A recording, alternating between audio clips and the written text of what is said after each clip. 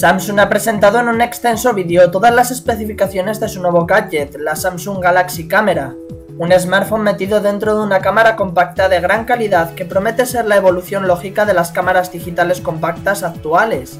La Galaxy Camera cuenta con un sensor de 16 megapíxeles y un zoom óptico de 21 aumentos. En su interior, un procesador Exynos de 4 núcleos a 1,4 GHz, procesador Mali 400 y 1 GB de RAM.